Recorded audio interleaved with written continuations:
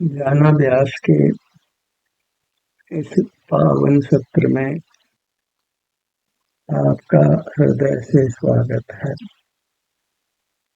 अभिनंदन है, अभिवादन है। ध्यानाभ्यास के लिए कृपया अपने नेत्रों को बंद कर लीजिए। बाहर की दुनिया का कोई पार नहीं है, उसका आश्रय कर हम आकुल व्याकुल ही होते हैं।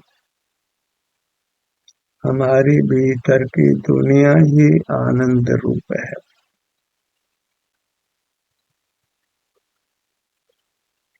आनंद केवल हमारे में है। अन्य जीवों का आनंद हमको अनुभव में नहीं आ सकता है और उद्गल में आनंद नहीं है। इसलिए केवल हम अपने आश्रय से ही सुखी हो सकते हैं। बाहर से नहीं जुड़ते हैं तो हम अपने आश्रय रूप ही होते हैं। हमको अपना सुख अनुभव में आने लगता है। सुख किंचित भी दूर नहीं है, आप ही सुख स्वरूप है। मोक्ष किंचित भी दूर नहीं है, आप स्वयं ही मोक्ष स्वरूप है। बस पुद्गल की विचित्रताओं के आकर्षण में नहीं आना है। पुद्गल की विचित्रता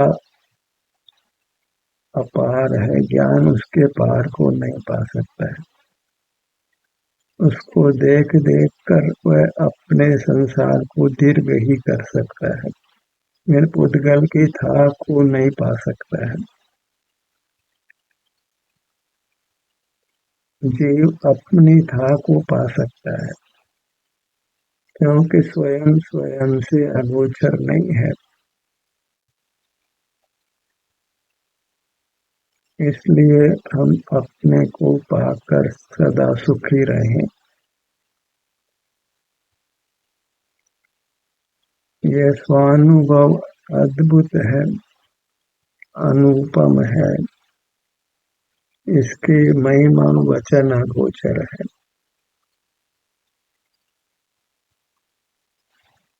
अपनी मूर्त में रहकर हमने परमात्मा हो जाना है। अनंत काल भगवान होकर ही रहना है। सारा जगत पुद्गल की अचिंत स्वरूप को देखकर ये मानता है कि किसी भगवान ने ऐसी रचना की है, पर वह सब रचना पुद्गल कृत है। उस रचना की महिमा में पुद्गल की ही महिमा लेना है। जगत का कोई भगवान है, वह पुद्गल ही है। ये जीव भगवान के रूप में जिसकी महिमा लेता है, वह कोई भगवान नहीं है, वह पुद्गल है। पुद्गल ही इस विश्व का नाना रूपों का करता है और जीव उसको भगवान रूप देखता है। भगवान तो केवल अपने आनंद को भोगते हैं। भगवान को कोई सर्वज्ञ मानता है, सर्वशक्तिमान मानता है, तो वह वास्तव में भगवान को पुद्गल ही मानता है। पुद्गल की जो आर्टिफिशियल इंटेलिजेंस है, वह अनंत है। जो उसका हॉर्स पावर है, वह भी अनंत है। हम जब भगवान को सर्वज्ञ और सर्वशक्तिमान मानते हैं, तो वह कोई जीव नहीं है, वह पुद्गल है। उसी का दूसरा नाम विधाता है। तो सारा जगत भगवान के नाम से पुद्गल की ही महिमा करता है, पुद्गल का ही गुणानुवाद करता है, पुद्गल को ही भगवान रूप से देखता है। उसकी सारी भक्ति भगवान के रूप से पुद्गल की ही है। भगवान में वह कुछ सामर्थ्य नहीं है जो वह उसमें देख रहा है। भगवान तो केवल आनंद भोजी है और पुद्गल में एक आनंद भोगने के अलावा सर्व विचित्रताएं पाई जाती है। हम आनंद को ही पहचान नहीं रहे हैं। भगवान को उत्तम अतीन्द्रिय सुख होता है, ऐसा कोई प्राय भगवान का वर्णन भी नहीं करता है। बस भगवान करता है, ज्ञाता है, सर्वशक्तिमान है, ऐसा ही हम भगवान का विशेषण करते हैं। ऐसी विचित्रता पुद्गल में ही पाई जाती है। जीव जो शुद्ध है वह तो केवल आनंद भोजी है। हमको ऐसा परमात्मा होना भी कहाँ स्वीकार है। ध्यान के फल में भी हम केवल ज्ञान होना मानते हैं, केवल बल होना मानते हैं। ध्यान के फल में केवल आनंद होता है, ऐसा भी हम नहीं मानते हैं। तो सत्य से हम लाखों करोड़ों कोसों दूर रहते हैं और असत्य के बल पर मोक्ष मार्ग उत्पन्न नहीं होता है। बाहर से ध्यान हटाकर अपने में रहने से ही हमको समीचीन ज्ञान होता है कि बाहर की सारी विचित्रताएं जो भी जानने में आती है वह सब पुद्गल की है। शुद्ध जीव में तो केवल आनंद है, वह केवल सुख स्वभावी है। ध्यान के फल में आपको केवल सुख ही मिलना है। न जगत का ज्ञातृत्व, न कर्तृत्व, न स्वामित्व, कुछ भी संबंध जगत के साथ नहीं रहना है। मोक्ष मार्ग का प्रारंभ तभी होता है जब हम जगत से सर्व नाता तोड़ लेते हैं। जानने देखने से लगाकर स्वस्वामी कर्ता कर्म आदि कोई संबंध नहीं रखते, तभी मोक्ष मार्ग का जन्म होता है। जहाँ संबंध कल्पना है वहाँ फिर बंधन है। सबसे बड़ा बंधन तो जानने का है। जगत का जानने वाला बनता है तो फिर उद्गल सही हो जाता है। जानने का काम तो उद्गल जीव से अनंत गुना अधिक करता है। सामर्थ्य की कोई पार नहीं। जो आर्टिफिशियल इंटेलिजेंस उद्गल में पाई जाती है उसका अनंतवा भाग भी जीव को नहीं हो सकता है। ज्ञान से अपनी महिमा लेना तो अपने को पुद्गल ही बनाना है। सुख ही जीव का विलक्षण धर्म है जो पुद्गल में नहीं पाया जाता है। उसकी महिमा लेकर हमको अपना सुख भोगना है। वह सुख ही अचिंत्य है, उत्तम है और अविनाशी भी है। उस सुख को पाने के लिए ही हमने ज्ञान के मोह को छोड़ना है। सबसे बड़ा मोह ज्ञान का ही होता है। धन का मोह तो दूसरे नंबर पे है। जीवों को ज्यादा महिमा सरस्वती की है। जानता है कि धन का उपार्जन भी ज्ञान से ही होता है। सारी महिमा ज्ञान की ही मानता है तो अपने को पुद्गल सरीका ही करता है। भले ही हमारे ज्ञान को आर्टिफिशियल नहीं कहें, पर है तो वह भी आर्टिफिशियल ही, पुद्गल के संबंध से ही होता है, अन्यथा नहीं होता है। जहाँ पुद्गल का संबंध है फिर वह ज्ञान नैसर्गिक नहीं है, आर्टिफिशियल है। और आर्टिफिशियल का अहंकार हम नहीं धारण कर सकते क्योंकि वह पराधीन है। सुख ही हमारा विलक्षण धर्म है जो आर्टिफिशियल नहीं है, स्वाभाविक है, नैसर्गिक है, जो पुद्गल में कभी नहीं पाया जाता है। आराम वेदना की स्थिति हमने ही होती है, किसी पुद्गल में नहीं होती है।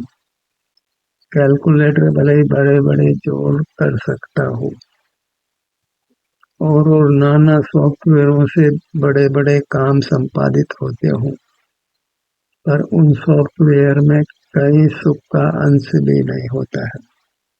तो सुख ही जीव का विलक्षण धर्म है। जो ज्ञान को जीव का लक्षण मानते हैं, उनको जीव के यथार्थ स्वरूप का बोध नहीं है। सुख ही जीव का विलक्षण धर्म है, जो पुद्गल में नहीं पाया जाता है। सुख दुख रूप संवेदना पुद्गल में कदापि नहीं हो सकती है। जोड़ बाकी तो वह हमसे कई गुना अच्छा और सही करता है। सुख से अपनी महिमा लेकर हमको अपना ग्रहण करना है। सुख को ही अपना अचिंत्य धर्म स्वीकार करना है।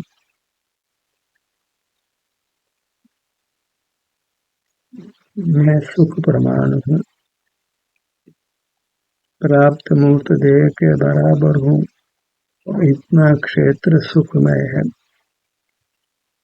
उस सुख से ही हम अपने विभिन्न भागों की पहचान करते हैं, अन्यथा पहचान होना संभव नहीं है। किसी भाग में लकवा हो तो वह संवेदना नहीं होने से वहाँ सुख दुख का अनुभव नहीं होता है। हमारी चेतनता यही है कि हमको अपने विभिन्न भागों में आराम वेदना की स्थिति का अनुभव होता है। इतना अल्प श्रुत ज्ञान या तो हम स्वयं ही अनुभव से कर लें या कोई बताए तो कर लें।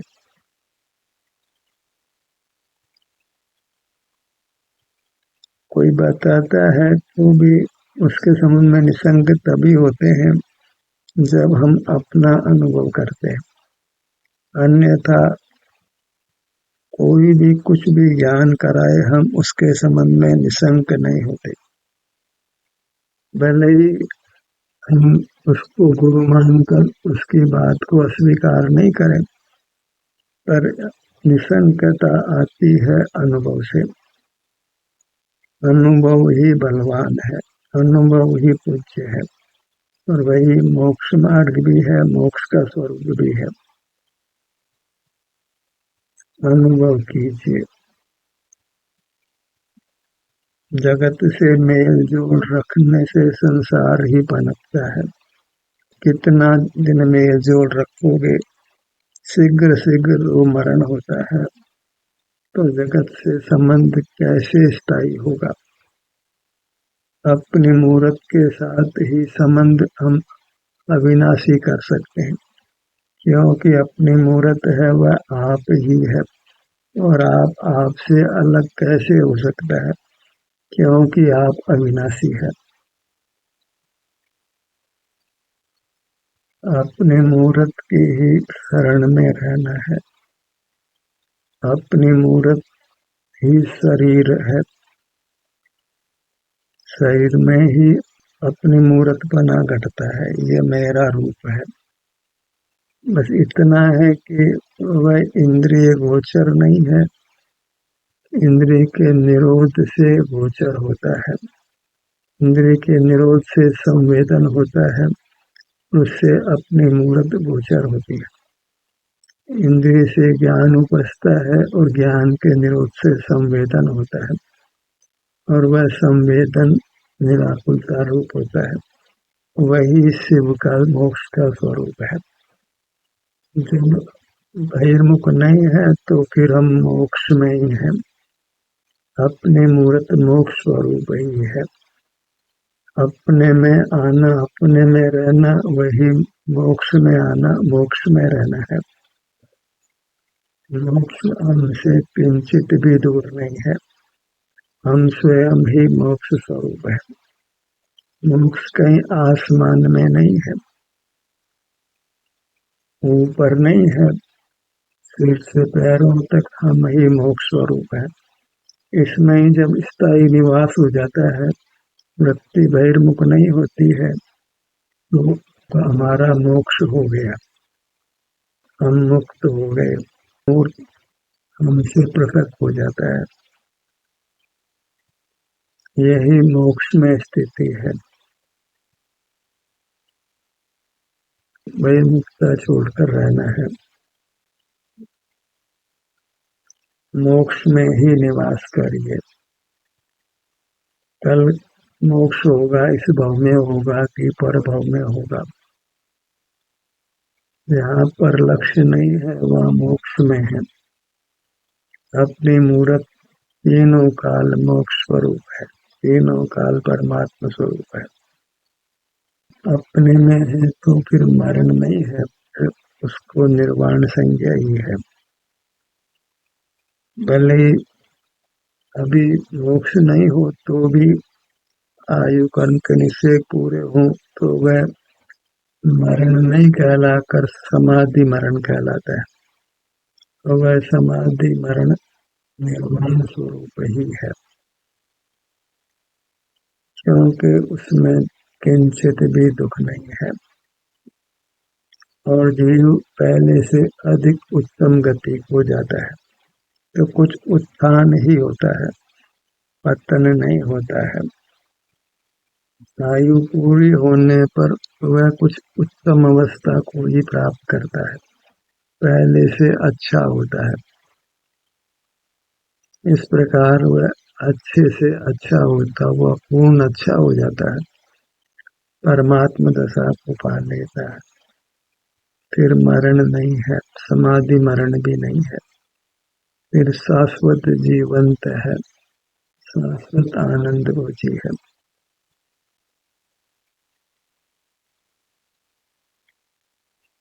पर परिचय को ही मिटाना है, क्योंकि परिचय निभता नहीं है। अगर निभता हो तो परिचय करना है, परिचय अपना ही निभता है, इसलिए अपने मूर्त से ही परिचय करिए। कदाचित व्यवहार भी हो तो अपनी मूर्त के संबंध में ही हो, उसी की चर्चा वार्ता। यही मोक्ष मार्ग का व्यवहार है।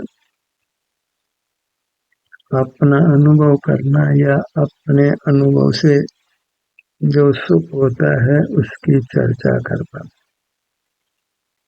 अपने स्वरूप की चर्चा करना,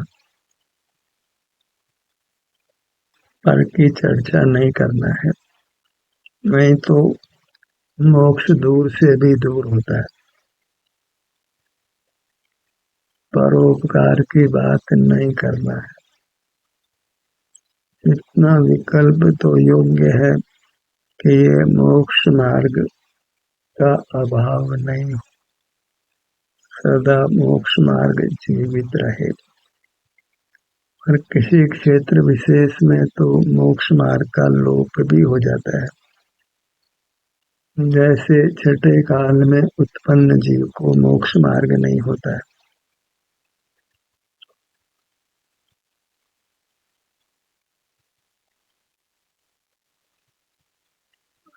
अनुभव से युक्त जीव फिर गलत क्षेत्र में जन्म नहीं लेता है, उत्तम शरीर को ही प्राप्त करता है, उत्तम ज्ञान को ही प्राप्त करता है, कुशल इंद्रियों को, कुशल अवयवों को ही प्राप्त करता है।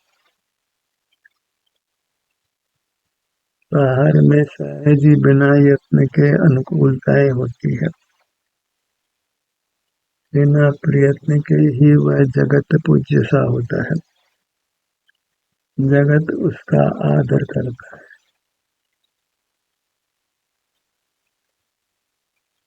बस अपनी मूर्त में रहना है, अपने में निवास करना है, सिर से पैरों तक ही बने रहना है, बहिर्मुख रहकर हमने अपने शरीर को क्षति पहुंचाई है, उसकी पूर्ति करना है। हमने ही अपने घर को बिगाड़ा है, तो हमने ही अपने घर को सुधारना है।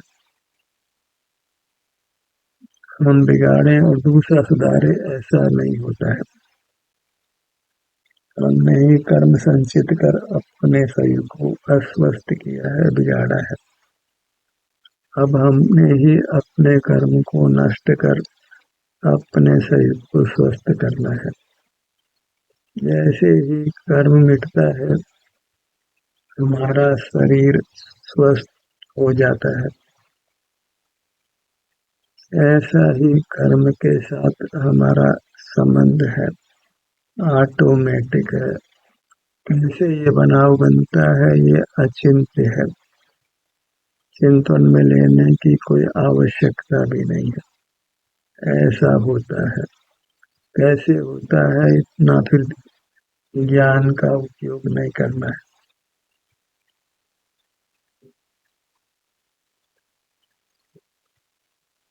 अपनी मूर्त में रहकर सुखी रहना है। थोड़ी सी आयु से उसने अपने मूर्त में ही रहना है। एक ही लक्ष्य बनाना है, अपनी मूर्त में रहना है।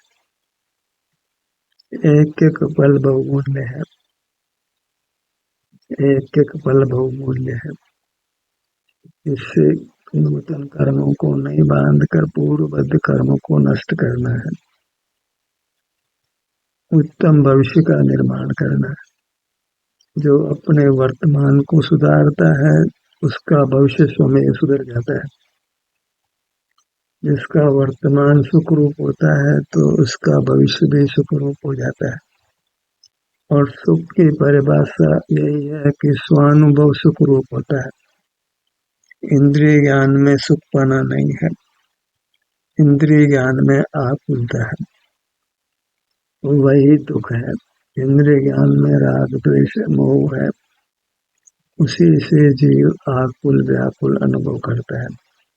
कितना भी धन हो, कितना भी ज्ञान हो, यदि मोह कर्म का उदय है जो इंद्रिय ज्ञान में होता है, तो वह आकुलता ही अनुभव करता है। ज्ञान और धन उसमें किंचित भी मदद नहीं करता है। ज्ञान के और धन के बल पर वह कसाय के वेग को रोक नहीं पाता है। जिस किसी कसाय का उदय होता है, तो जीव धनवान हो, बुद्धिमान हो, वो अपने आप को कसाय से नहीं बचा पाता है। धन नहीं हो, ज्ञान नहीं हो, तथापि जीव जब बहिर्मुख नहीं होता है, तो वह निष्कसाय रहता है, वीतराग रहता है, निराकुल रहता है।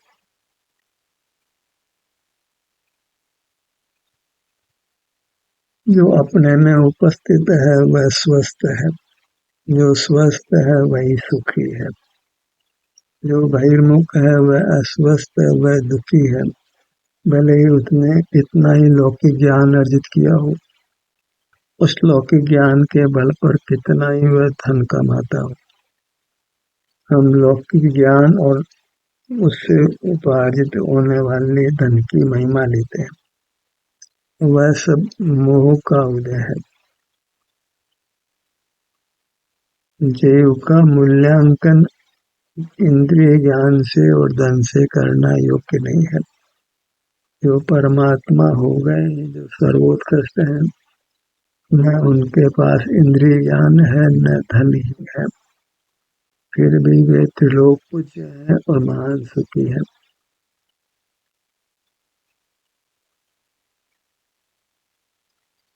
अपने ध्यान को अपने ललाट भाग पर लाइए।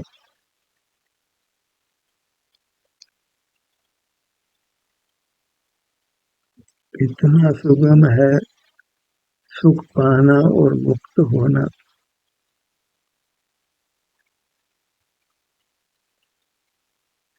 जहाँ हम ज्ञान से विरक्त हुए, बस वही मानो मोक्ष हो गया। या ज्ञान से विरक्त होते हैं, तो धन से भी विरक्त हो जाते हैं। ज्ञान की महिमा जाती है तो धन की महिमा भी चली जाती है। क्यों ज्ञान की महिमा छूटती है तो जीव अपने में होता है, तो बिना धन के ही सुख हो जाता है, तो फिर धन का अर्जन रक्षण वो कौन करेगा? फिर धन उपार्जित भी क्यों करेगा? और धन के लिए ज्ञान भी उपार्जित क्यों करेगा? फिर अपने में रहकर अपने ही स्वाधीन उत्तम सुख को भोगेगा। अपने पूरे मुखमंडल को लक्ष्य में लीजिए, यही उत्तम कार्य है, इसी से सुख की प्राप्ति है। गर्दन के भाग को अनुभव में लीजिए,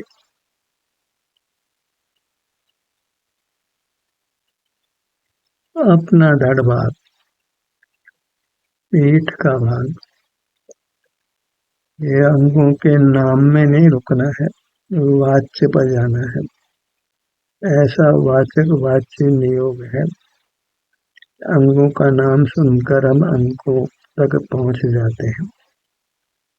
वैसे तो हम अपने अंगों को बिना नाम स्मरण के ही संचालित कर लेते हैं, क्योंकि स्वानुभूति सहज है, सब जीवों को है, बिना पराधीनता के है, बिना लक्ष्मी सरस्वती की पराधीनता के स्वयं को स्वयं का अनुभव होता है।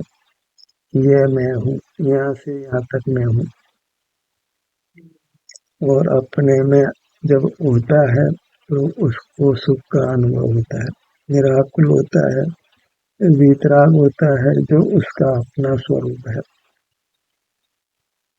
इस प्रकार अपनी मूर्त की महिमा लेकर अपनी मूर्त में रहना है, अपनी मूर्त में रहना है, अपनी मूर्त में रहना है। ज्ञान का सत्र यहीं समाप्त होता है। आपकी सहभागिता के लिए धन्यवाद।